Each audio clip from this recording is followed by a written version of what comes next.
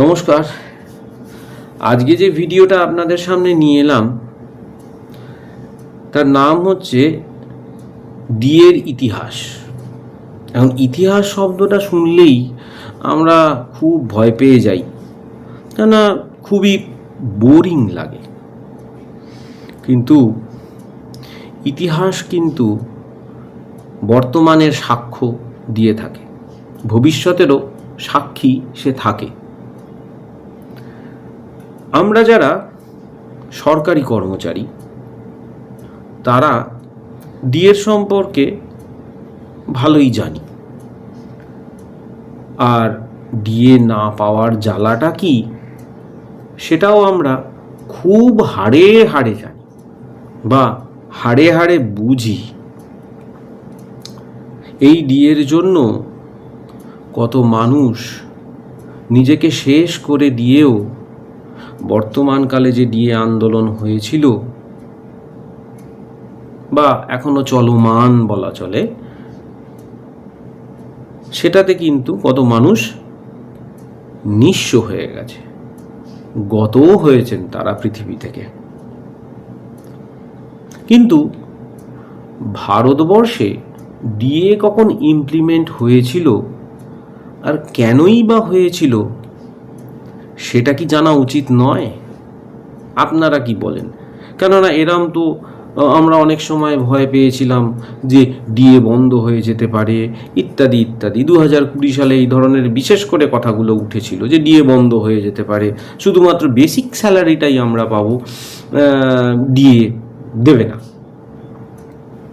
তো সেই নিয়েই অ্যাকচুয়ালি আমি ভিডিওটা করছি। অ্যাকচুয়ালি যদি ভাবা যায়, আমি একটু দেশের বাইরে গিয়ে কথাটা বলি, অর্থাৎ দেশের বাইরের ইতিহাসের কথাটা বলি। সময়কালটা 1914, প্রথম বিশ্বযুদ্ধের আমল।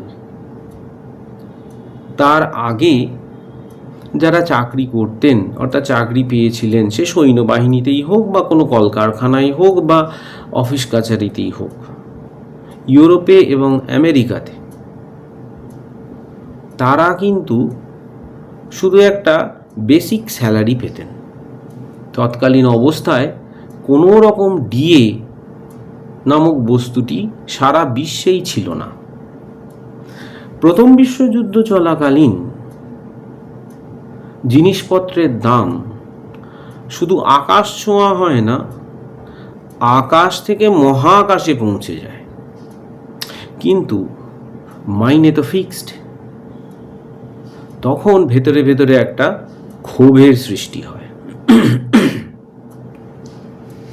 তখন আমেরিকা এবং ইউরোপের গভর্নমেন্ট, মানে ইউরোপে তো অনেকগুলো দেশ আছে, তো বিশেষ করে ব্রিটেন এবং আমেরিকা, এরা চিন্তা করে যে শ্রমিকদের এই হাল ফেরাতে গেলে এবং ক্ষোভকে প্রশমিত করতে হলে তাদেরকে একটা অ্যালাউন্স দিতে হবে। সেই অ্যালাউন্সটার নাম ছিল ডিয়ার ফুড অ্যালাউন্সেস, যাতে শ্রমিকরা ভালোভাবে পুষ্টিকর খাবার দুবেলা খেতে পারে এবং যার ফলে তাদের শরীর সুস্থ থাকবে এবং তারা কাজকর্মে ভালোভাবেই যুক্ত থাকতে পারবে। এ তো গেল ইউরোপের কথা। ভারতবর্ষে কিন্তু বিশ্বযুদ্ধের একটা প্রভাব পড়েছিল, অর্থাৎ 1914 সালে যে যুদ্ধ শুরু হয়েছিল তাতে তো ব্রিটেনের উপনিবেশ ছিল ভারতবর্ষ, সুতরাং এখানেও সেই প্রভাব খানিকটা পড়েছিল। কিন্তু যুদ্ধের প্রভাবের সঙ্গে সঙ্গে সারা ভারতবর্ষ জুড়ে প্লেগ মহামারী রূপে দেখা দেয়। ভালো, সেই সময়তে গুজরাট এবং মহারাষ্ট্রে প্রচুর কাপড়ের কল তৈরি হয়েছিল এবং সেগুলো খুব ভালোভাবেই চলতো। এবার ব্রিটেন থেকে ওই কাপড়ের কলগুলোতে প্রচুর পরিমাণ অর্ডার আসতে থাকে সবই ঠিক, কিন্তু এদিকে মহামারী রূপ নিয়ে নিয়েছে প্লেগ।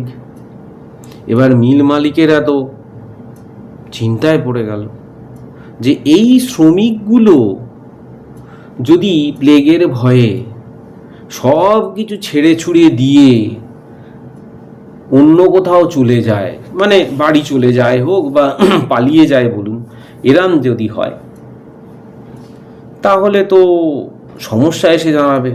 আমাদের প্রোডাকশান বন্ধ হয়ে যাবে, আমরা লসে রান করব, আমাদের যে প্রফিট বা লাভ সেটা তো হবে না। কিন্তু বিশাল সমস্যা। সেই সঙ্গে আবার জিনিসপত্রের যে দাম সেটা আকাশ ছোঁয়া।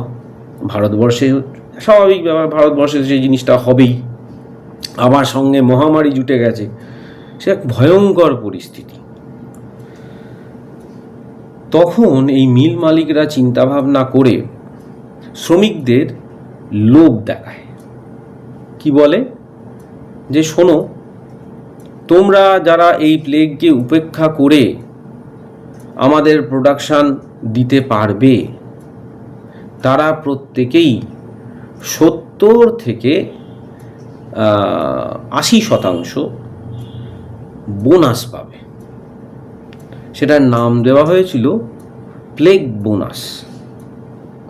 মানে মূল মাইনের বাইরে আরও 70 থেকে 80% তোমাদের বোনাস দেওয়া হবে। এবার এই ফাঁদে যথারীতি শ্রমিকরা পা দিল এবং প্রোডাকশান ঠিকঠাক চলতে লাগলো। 70-80% পায়। ওরা বুঝে গেল যে না, এ তো ভালো জিনিস, দিব্যি চলবে, আমাদের সংসারও মানে জিনিসপত্র কিনে আমরা খাওয়া দাওয়া করতে পারবো, সংসারটাকে ভালোভাবে চালাতে পারবো। কিন্তু মিল মালিকদের উদ্দেশ্য ছিল অন্য। তারা ঠিক করেই নিয়েছিল যে যে মুহূর্তে বিশ্বযুদ্ধ শেষ হবে এবং প্লেগ মহামারী শেষ হয়ে যাবে তখন তারা এই প্লেগ বোনাসটি বন্ধ করে দেবে এবং আগের জায়গায় যে মূল বেসিক যে পেজ যেটা ছিল বা ফিক্সড স্যালারি হিসেবে যেটা পেত সেটাই তারা পাবে। কিন্তু শ্রমিকরা তো তারা জানতো না। আলটিমেটলি একদিন না একদিন যুদ্ধ শেষ হলো, প্লেগ মহামারীর প্রকোপ কমে গেল। মিল মালিকরা করলো কি, ওই প্লেগ বোনাস দুম করে বন্ধ করে দিল, জানালো না, দুম করে বন্ধ করে দিল। যেহেতু বন্ধ করে দিল, এইবার শ্রমিক বিক্ষোভ শুরু হয়ে গেল।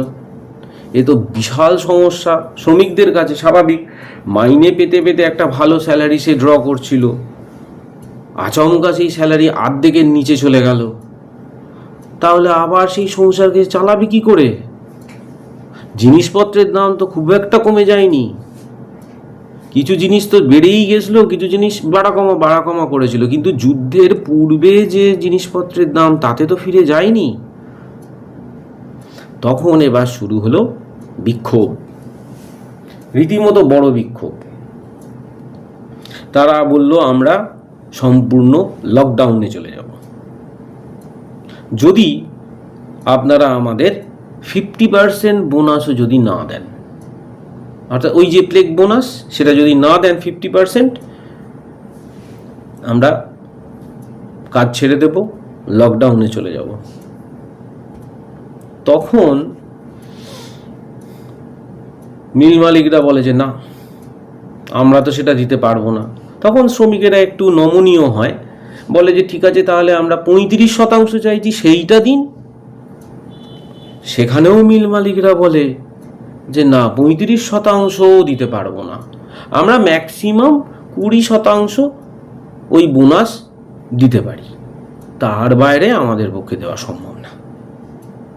কিন্তু শ্রমিকদের সঙ্গে এই মালিকের যে দ্বন্দ্ব সেটা চলতেই লাগলো। তখন উপস্থিত হলেন আমাদের জাতির জনক, নামটা আর বলছি না, আমরা সকলেই জানি।